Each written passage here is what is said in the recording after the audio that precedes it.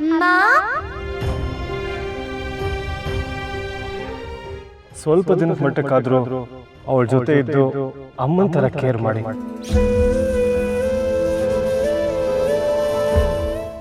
ಯಾಕೆ ಯಾವಾಗಲೂ ನನಗೆ ಈ ರೀತಿ ಆಗುತ್ತೆ ಅಂತ ಗೊತ್ತಾಗ್ತಿಲ್ವಲ್ಲ.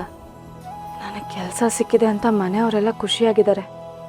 ಅಂಥದ್ರಲ್ಲಿ ಯಾರಾದರೂ ಯಾವ ಕೆಲಸ ಅಂತ ಕೇಳಿದ್ರೆ ಯಾವುದೋ ಮಗುಗೆ ತಾಯಿ ಆಗಿರೋದು ಅಂತ ಹೇಗೆ ಹೇಳಿ?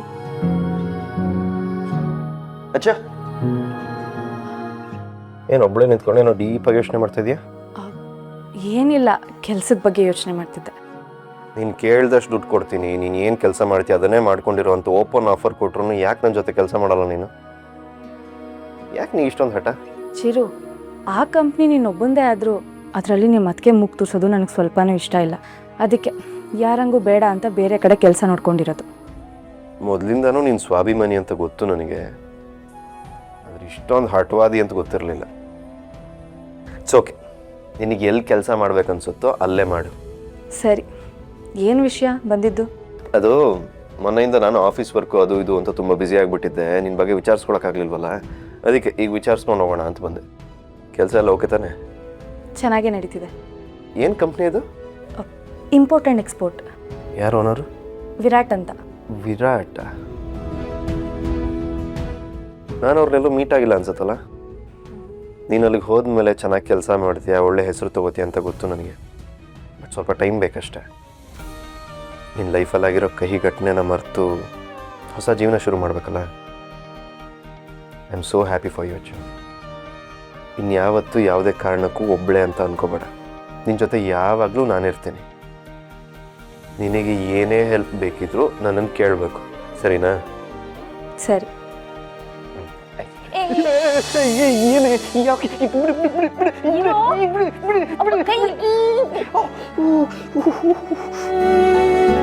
ನೋವಾಗ್ತಿದ್ಯಾ? ಆಗದೆ ಇರುತ್ತಾ? ಚಿಕ್ಕ ವಯಸ್ಸಲ್ಲಿ ಹಿಂಗೆ ಮಾಡ್ತಿದ್ದೆ ನೀನು, ಈಗಲೂ ಹಿಂಗೆ ಮಾಡ್ತೀಯಲ್ಲ? ಅಂದರೆ ನೀನು ಈಗಲೂ ತಪ್ಪು ಮಾಡ್ತಿದ್ಯಾ ಅಂತಾನೆ ಅರ್ಥ. ನಾನೇನೇ ತಪ್ಪು ಮಾಡಿದೆ? ನಾನೇನೋ ಲೈಫಲ್ಲಿ ಸೆಕೆಂಡ್ ಚಾನ್ಸ್ ತಗೊಂಡೆ. ನೀನು ಯಾಕೆ ತಗೋತಿಲ್ಲ? ಹೌದು, ನೀನೇ. ಮನೆ ಸುತ್ತ ಬೇಲಿ ಹಾಕೋ ಥರ ನಿನ್ನ ಮನಸ್ಸಿನ ಸುತ್ತ ನಿಮ್ಮ ಅತ್ತಿಗೆ ಅನ್ನೋ ಬೇಲಿ ಹಾಕಿದ್ಯಲ್ಲ, ಅದರಿಂದ ಹೊರಗೆ ಬಾ. ಆಗ ಪ್ರಪಂಚ ಇನ್ನೂ ತುಂಬ ಸುಂದರವಾಗಿ ಕಾಣುತ್ತೆ. ನಿಮ್ಮ ಅತ್ತಿಗೆ ಹೇಳೋದೆಲ್ಲ ಸರಿಯಲ್ಲ ಅಂತ ನಿನಗೆ ಅವಾಗ ಅರ್ಥ ಆಗ್ತಾ ಬರುತ್ತೆ. ಅಚ್ಚು ಪ್ಲೀಸ್, ಇದೊಂದು ವಿಷಯದಲ್ಲಿ ನನ್ನ ಚೇಂಜ್ ಮಾಡೋಕ್ಕೆ ಬರಬೇಡ. ಅದಕ್ಕೆ ಮೇಲೆ ನನ್ನ ಒಪಿನಿಯನ್ ಯಾವತ್ತೂ ಚೇಂಜ್ ಆಗಲ್ಲ. She is the best. ಅದಕ್ಕೆ ನಿನ್ನ ಸುತ್ತ ಕಬ್ಬಣದ ಬೇಲಿನೇ ಹಾಕಿದ್ದಾರೆ. ಅದರಿಂದ ಹೊರಗೆ ಬರೋಕ್ಕಾಗಲ್ಲ ನಿನಗೆ. ಅದು ನಿನಗೆ ಅರ್ಥನೂ ಆಗಲ್ಲ ಬಿಡು.